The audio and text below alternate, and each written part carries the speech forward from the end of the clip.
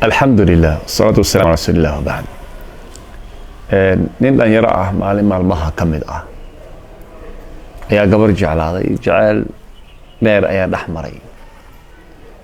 wuxuu damcay gabadhii inuu guursado ayay waxa way heshiis ku gaaray. reerkii buu ka doonay, laakiin arrimo qadar awgeed ayaa waxa way la isu fahmi waayay dhaxdoodii labadii qof iyo reerihii. المهم guurkii ma suurtagelin. ninkii aad buu u murugooday, qoftii waa hilmaami waayey, gabadhiina sidoo kale wiilkii way hilmaami weysay.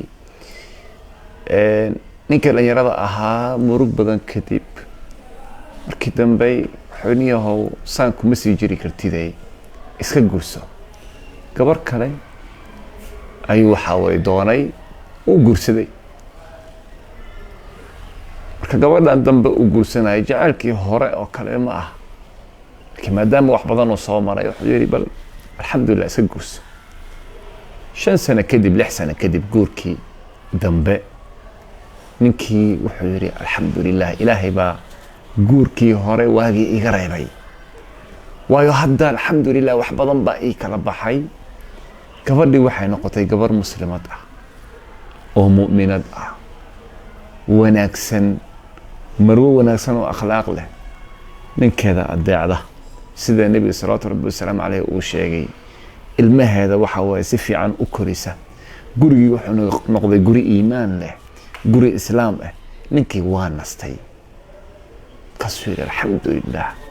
ilaahay ma hada leh walla subhanahu wa ta'ala iwaafajiyay gabadha inaan guursado. haddii cajalada dib aan u dhigno xoogaa oo dib loo celiyo, maalintii gabadha la yidhi guurkiina ma dhici karo, gabadhii hore uu jeclaa aad buu u murugsanaa.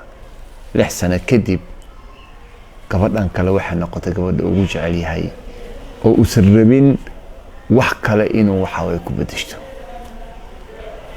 waxaan ka soo wadnaa sheekada وعسى أن تكرهوا شيئا وهو خير لكم وعسى أن تحبوا شيئا وهو شر لكم. بدنا وانا laga yaabaa in badan wax badan oo aad jeceshahay inay shar ku tahay, wax badan oo aad neceb tahayna inay khayr ku tahay. macnuhu waxa weeye ilaahay tala saaro, ilaahay sudib. al-islaamu huwa al-istislaamu lillah. islaamku waxa waaye in alle subxaanahu wa tacaala sudibto oo adhahdo allo subxaanahu wa tacaala arrinkan hadduu khayr yahayna iwaafaji, hadduu shar yahayna allow waxa waa iga qabo. bini aadan baa tahay oo daciif baa tahay, wax badan aad doonaysay in ay kuu fulaan. hadduu alle subxaanahu wa tacaala uu kuu fulin lahaa, laga yaabaa in dhibaato badan aad la kulmi lahayd. xoolaha aad raadinaysid, mansabka aad raadinaysid inay shar ku tahay baa laga yaabaa. laakiin mar kastaba qalbigaada deji. ilaahay subxaanahu wa tacaala waxaa ka baridaa waxa ugu wanaagsan iyo ugu khayrka badan.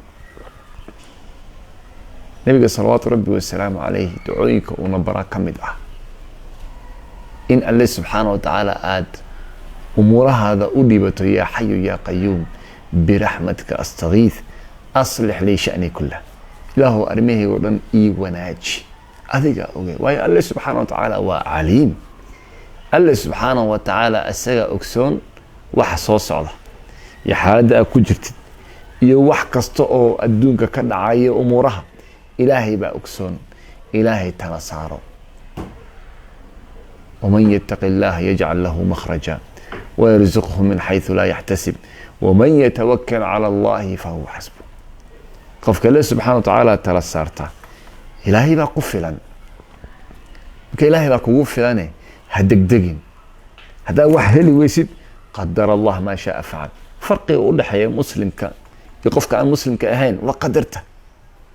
waxyaabaha la yaabka leh waxbaad raadinaysaa oo waqti badan ku bixinaysaa, in badan markaad qarka u taagan tahay baa heli weynaysaa. qofka muslimka wuxuu leeyahay alxamdulilah, ilaahay baa qadare. laga yaabaa ilaahay wax kaloo shar ah inuu iga waxa weeye ilaalinayay. waxbaad waxa weeye diidaysay, wixii baad haddana heshay oo haddana ama waxa weeye kugu dhacay. alxamdulilah dheh.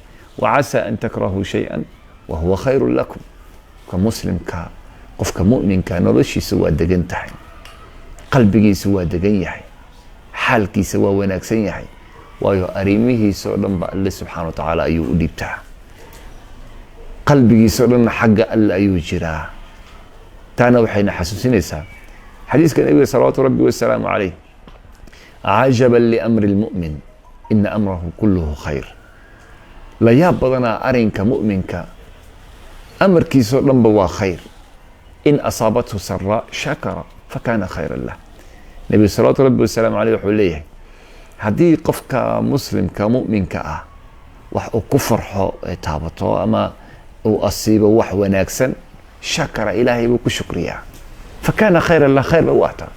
وإن أصابته ضراء dhibaato iyo gaajo iyo waxa way xogaa dhib haduu taabto sabara uu sabra fakana khayran lah arinkaasna khayr buu yahay hayni amar arinka mu'minka labadaba khayr markasaba khayr buu yahay marna wixii uu helay oo khayr wuxuu leeyahay alxamdulillah waa farxaya marna wixii uu heli waayay oo dhibaato ama ku dhacay sabra wuxuu leeyahay alxamdulillah ilaahay baa وحكا خير بدن كيني بكا نحلل نفسنا بعسى عسى أن يكون خيرا عسى إن الله سبحانه وتعالى أرين كان أنسان كدغو لغيها بإن الله سبحانه وتعالى أرين كان وحوي كدغو أرين وناكسن مركز طبع إلهي تلسارو إلهينا سبحانه وتعالى أرين ما هذا وكفر ذن توفيق الله نوفجي يا خيرك يا وناقة أدى أمها سنتين والسلام عليكم ورحمة الله وبركاته.